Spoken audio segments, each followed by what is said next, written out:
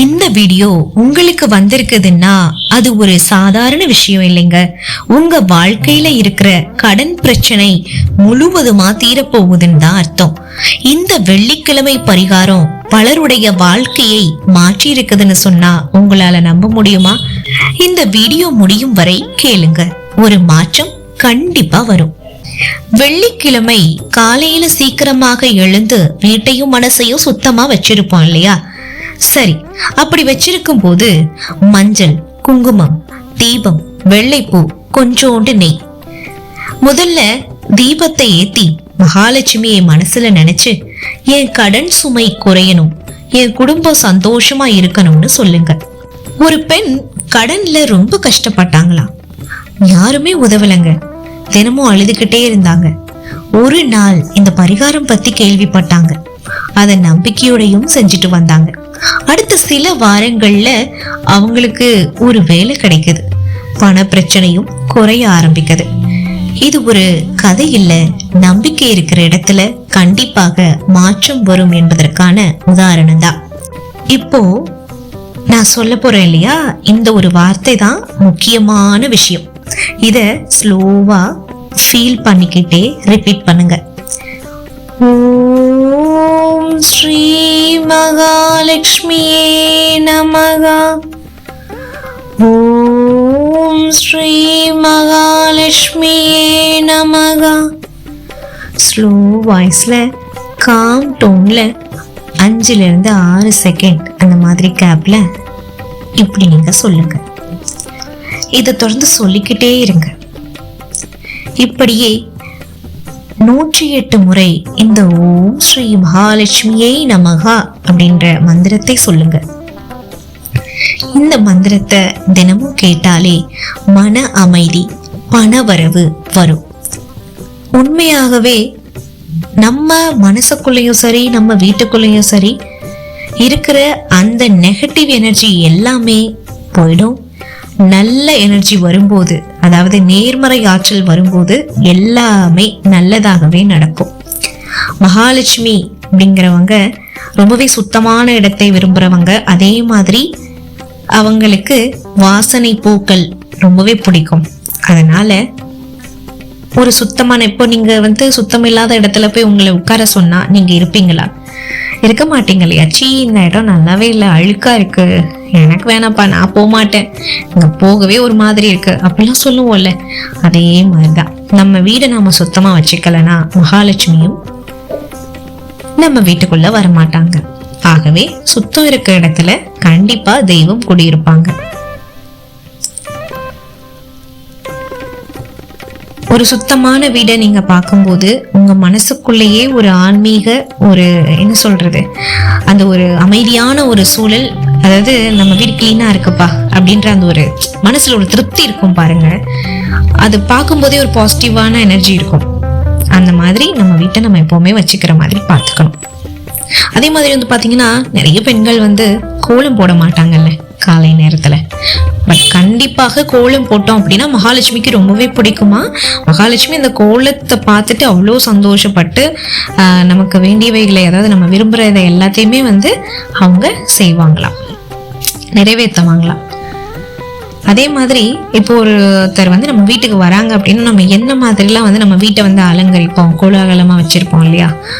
அதே மாதிரி நம்ம மகாலட்சுமியை அவங்க நம்ம வீட்டுக்குள்ள வரதே தெரியாது. பட் என்னன்னா அந்த மாதிரி கோலங்களா இருக்கட்டும், வரவேற்பு தோரணங்களா இருக்கட்டும், மாவிலை தோரணமா இருக்கட்டும், அதெல்லாம் நம்ம பண்ணும்போது அவங்களுக்கு நம்ம வீட்டுக்குள்ள வரணும்னு தோணுமா. இதெல்லாம் பெரியவங்க சொல்லியிருக்காங்க. அதனால இதெல்லாம் கடைபிடிப்போம். சரியா? உங்களோட சேர்ந்து நானும் கடைபிடிக்கிறேனே. சரிங்க, இந்த வீடியோ உங்களுக்கு ஏதோ ஒரு வகையில ஒரு மாற்றத்தை ஏற்படுத்தியிருக்கு நீங்க நம்பினீங்கன்னா லைக் பண்ணுங்க, நிறைய பேருக்கு ஷேர் பண்ணுங்க. நிறைய பேருக்கு பாத்தீங்கன்னா அந்த வாசல் தொளிக்கிறதுல வாசல் தொளிக்கும் முக்கியமா ஒன்று சொல்ல மறந்துட்டேன்.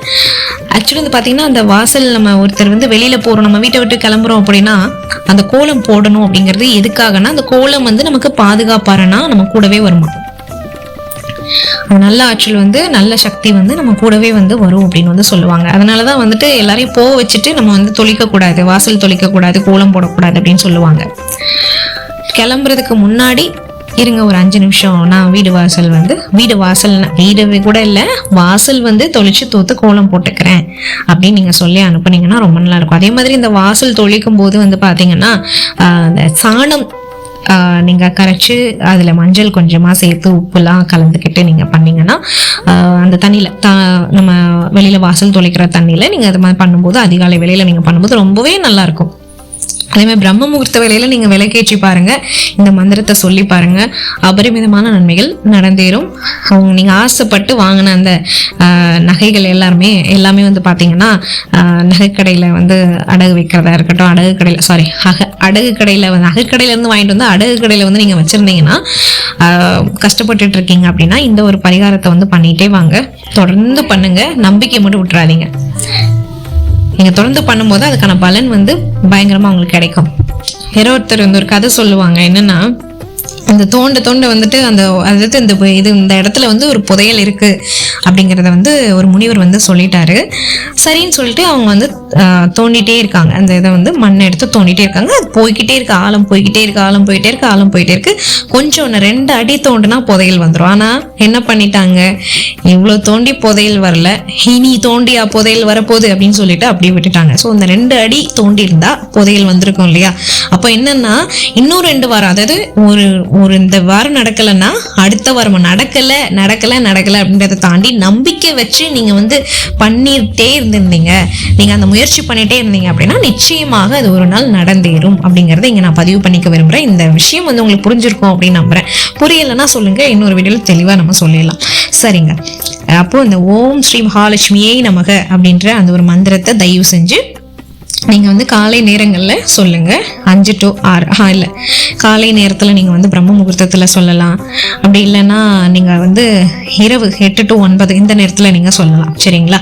இந்த மாதிரி வந்து நீங்க சொல்லும் போது ரொம்பவே வந்து நல்லா இருக்கும். அதுமாதிரி விளக்கேற்றும் போதும் வந்து நல்ல வார்த்தைகள் இருக்கிற அந்த டயத்துல வந்து இருக்கணும்.